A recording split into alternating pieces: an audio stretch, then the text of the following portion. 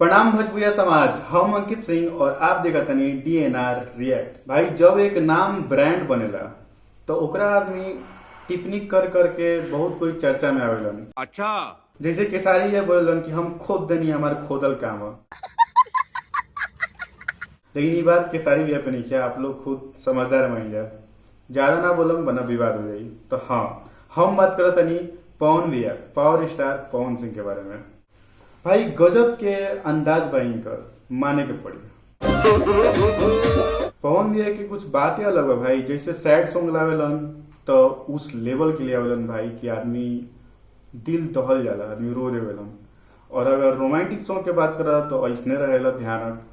और भक्ति में बात करा तो कुछ अलग ही लेवल देखे के मिला। मतलब सिंगिंग लाइन में सबसे वन ऑफ द बेस्ट पवन भैया ही बाड़न, तो सबके पता बा। पावर खत्म ना हुई। और इस बार फिर कुछ अलग ट्राई करे की कोशिश कैले बाड़न, जेकर सॉन्ग के नाम बा शंकरा। और इस सॉन्ग शिव जी के ऊपर बा, ठीक ना। हालांकि बहुत लोग तो बोला था कि इस सॉन्ग लावे में भैया से लेट हो गई, लेकिन लेट नहीं से भइल भाई। कहीं कि इस पर्सनल सावन के सॉन्ग ना, इस सॉन्ग ऐसा बा, ऐसा नहीं बनैले बावन कि हर सीजन पे चल सकेला, ठीक बा। ये तो हमको पता ही नहीं था। कुछ लोग ऐसा बोलत रहे कि पवन भैया के सॉन्ग में जो पंडाल बा, जो पीछे बा, उस शोभा नहीं के दे। तो भाई ऐसा ही नाम पावर स्टार ना है कि कुछ अलग करे के चाहिए।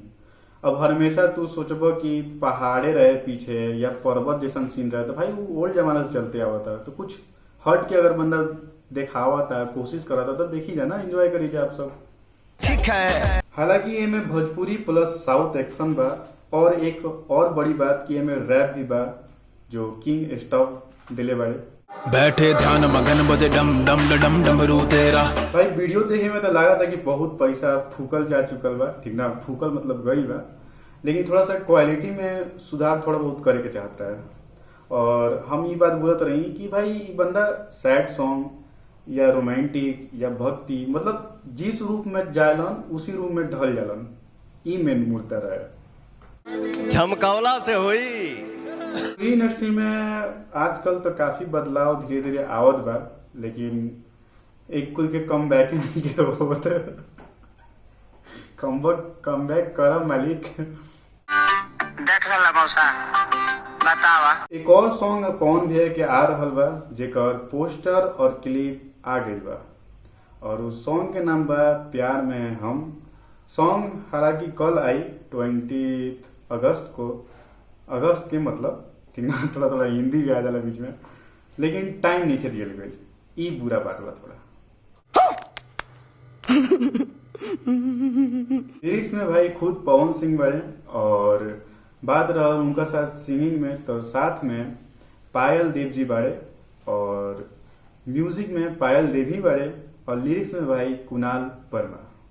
एकरा में पवन भैया के साथ बॉलीवुड के हीरोइन जारीन खान देखे के मिली। रोमांटिक सॉन्ग बा भाई, और एक क्लिप भी निकलल बा वीडियो के, जेकरा में दोनों बारिश में फुल रोमांटिक वाइब बा भाई सॉन्ग में, ठीक ना।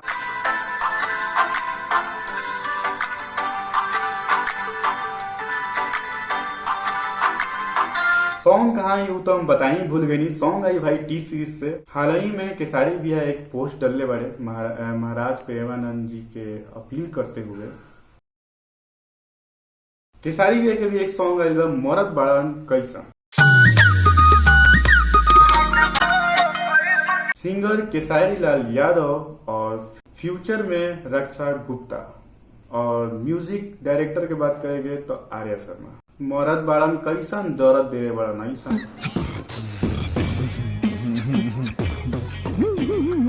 हस्बैंड और वाइफ पे सॉन्ग बा दर्द दिले बड़ा ऐसा कैसन। अरे कहना क्या चाहते हो भाई केसारी भैया के सच में बात अलग बा। कैसे कैसे लोग रहते हैं यार यहाँ पर।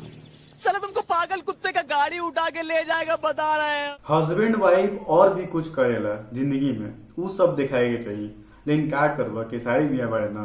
देखिए हम बुराई नहीं करत, लेकिन हम एक बात कहम भाई, जो स्टार बा भोजपुरी इंडस्ट्री में बड़ा लेवल पे, वो लोग अगर बिहार के कल्चर पर और बढ़िया बढ़िया सॉन्ग लइहन तब ना बिहार की इंडस्ट्री भाई, बिहार भोजपुरी इंडस्ट्री आगे बढ़ी, तब ना मजा आएगी।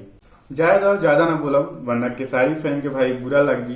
लेकिन भाई एक बात आप लोग खुद सोचिएगा कि हम ये बात ठीक बोलत नहीं कि ना, कमेंट करके जरूर बताइएगा, ठीक ना। ठीक है। और भी चीज आई मार्केट में, ठीक ना, और सब देखे के मिली। रउआ सब हमारे चैनल से जुड़ जाए। आशा करते नहीं कि वीडियो अच्छा लगा लो की, और हम भाई बहुत ट्राई करनी, बहुत कोशिश करनी। आप सब बताइए कि वीडियो कैसन लगल, थोड़ा सा भी मेहनत बुझाई लो कि भाई के, तो थोड़ा सा एक शेयर आप सबसे जरूर बनता। और जे लोग नहीं सब्सक्राइब कर ले भाई सब्सक्राइब कर ला जाए, यही जाए या शो करा दोगे। हाँ जाइए वीडियो आए में देर भले वाला भाई, लेकिन हम कोशिश करेंगे वीडियो भले देर से आए, लेट आवा क्या बोल जरा एगो कुछ बा ना नहीं याद आवा था, लेट आवा लेकिन भरपूर मजा था। क्या बात है सर, क्या बात है सर, क्या बात, ये बात है। ठीक बात, तो हम चला नहीं भाई, जय हिंद। और जाए से पहले हम ये बता दें कि हम नेक्स्ट वीडियो में बहुत जल्द मिलम, और अगला संडे का अब संडे जो आए वाला बा ओकरा में हम कोशिश करम कि हम लाइव आएं, आप सबके टाइमिंग अपडेट कर दें टाइम, ठीक बा। आप सब जरूर जुड़िए जाए।